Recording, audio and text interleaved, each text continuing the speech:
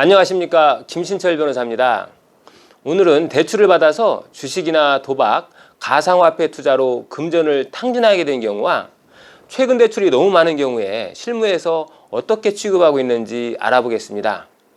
대출금을 주식 투자나 도박에 사용한 채무자의 경우에는 과거에는 신청 불성실 사유로 보아서 사건이 기각되는 경우가 많았습니다. 그래서 사실상 개인회생이 불가능했었습니다.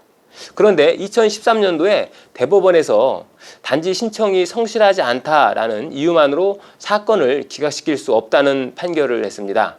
대법원은 채무자가 금지명령과 같은 개인회생 절차 진행에 효과만 노리고 신청을 한다든지, 또 채무자 회생 및 파산에 관한 법률 595조 제1호 내지 5호에 준하는 그런 절차적 잘못이 있어야만 신청을 기각시킬 수 있다라고 판단을 했습니다. 그래서 대법원의 이 결정 이후에는 주식 투자 실패라든지 가상화폐 투자 실패, 도박 채무 이런 것도 개인회생을 통해서 해결할 수 있는 길이 열리게 되었습니다.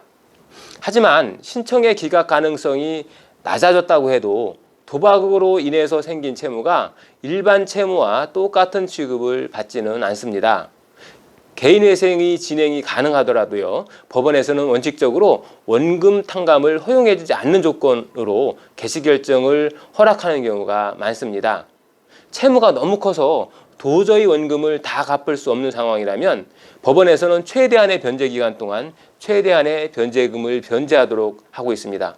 예컨대 60개월 동안 1인 가족의 생계비에 준하는 수준의 엄격한 최저 생계비만을 공제하고 그 나머지 가용수록 전체를 다 변제재원으로 제공하도록 하고 있습니다. 그래서 최대한으로 변제금을 납부할 수 있도록 하고 있는 추세입니다.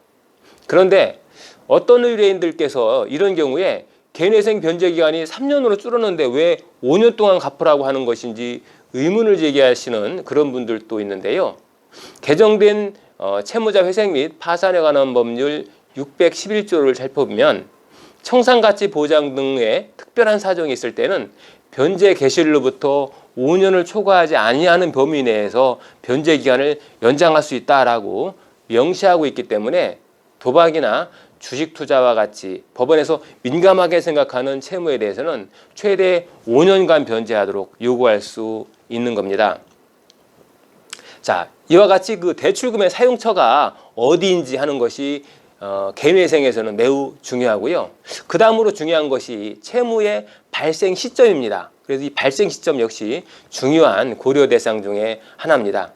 그래서 최근에 받은 대출의 비중이 높을수록 금지 명령에서 불이익을 준다든지 또 변제율을 높이도록 법원이 요구하고 있습니다. 우리 법률사무소에 사건을 의뢰하신 분들 중에 최근 대출이 많다든지 또 대출을 받아서 도박이나 주식 투자, 가상화폐 투자에 사용한 경우에 대부분 법원에서는 예외 없이 앞서 말씀드린 것과 같이 변제율을 상향하도록 요구하고 이런 보정을 발령하고 있습니다. 이런 법원의 시정 조치는 어떤 한 법원만의 그런 특색이 아니고요. 전국 모든 법원이 공통적으로 시행하고 있는 그런 내용입니다.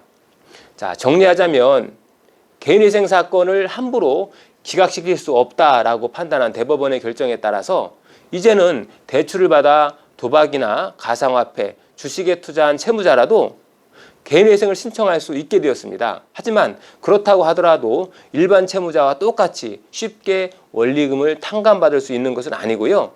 변제기간과 변제 금액에서 불이익을 받을 수 있다라고 하는 겁니다. 어쨌든 이미 엎질러진 물은 되돌릴 수 없기 때문에 도저히 채무를 해결할 수 없는 채무자들에게는 유일한 구제제도인 개인회생을 신청할 수 있게 만들어준 의미 있는 판결이었다라고 할 것입니다. 오늘은 대출을 받아 도박이나 주식에 투자하거나 최근 대출이 지나치게 많은 경우와 같이 신청이 성실하지 않다라고 판단될 만한 경우에 개인회생 실무에서는 어떻게 처리하고 있는지 알아봤습니다. 다음 시간에 다시 찾아뵙겠습니다. 김신철 변호사였습니다. 감사합니다.